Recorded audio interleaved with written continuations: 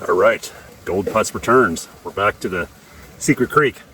Matt from Bandit Prospecting and I give you a little. I'm excavating this old timer hole. I'm not digging in the middle of the hole, but what I'm doing is actually, if you go down, kind of as the topography comes out of the hole, you get some clay and cobbles have built up, and you can see here this is about a half a bucket. I haven't panned it down yet, but you zoom in for you.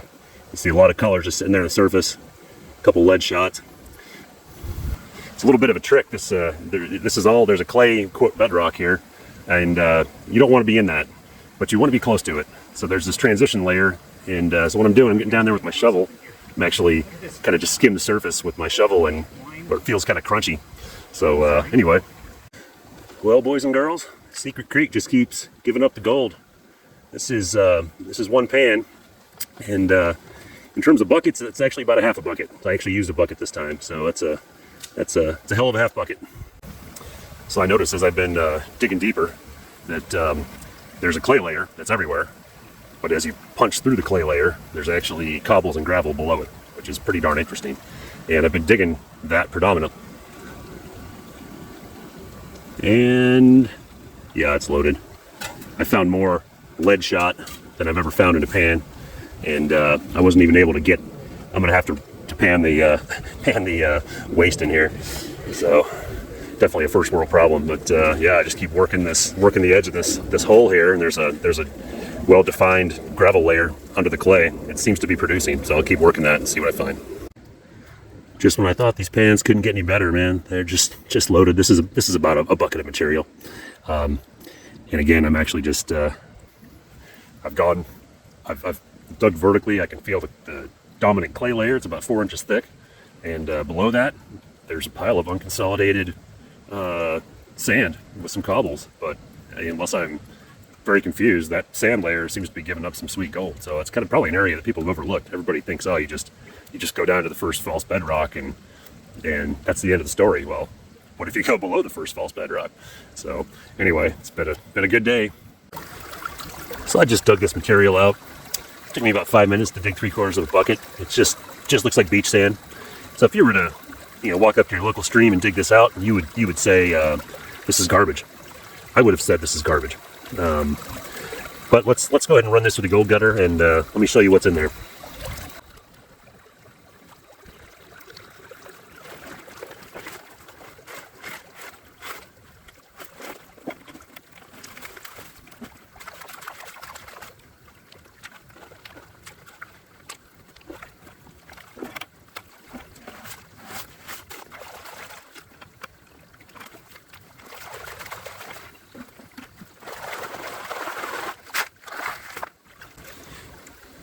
You probably see here, there's a good current.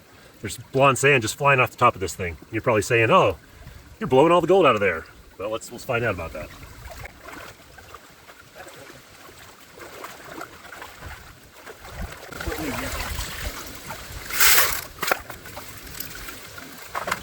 So I'm just letting I've got the lower tray and the gold gutter running, and there's blonde sand flying out the back.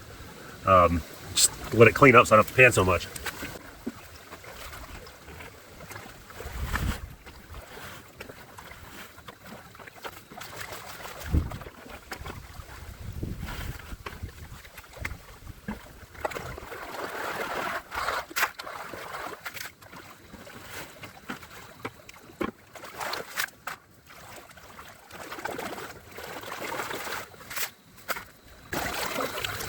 All right, that's what we're left with. Gold gutter full of sand. You can see some black sand on the top, so it's definitely concentrating. I don't see any visible gold, but let's go ahead and pan this out.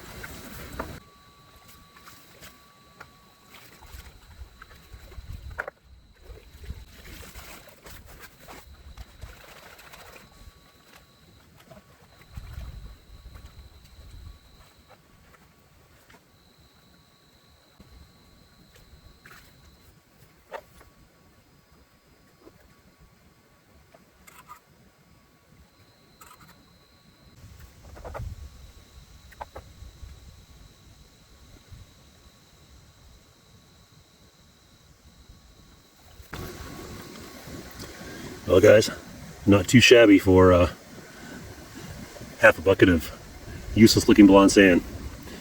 So anyway, I think you always got to think outside the box a little bit.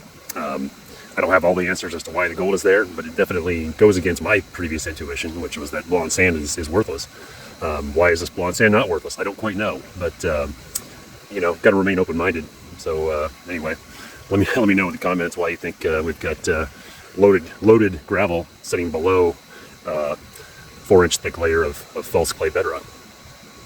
All right, we got a pretty nice haul today, so go ahead and weigh this up.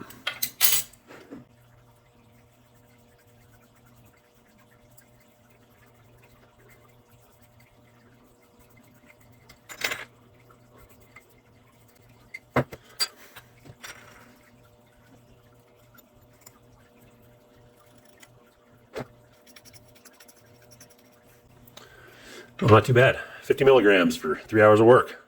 So that was fun.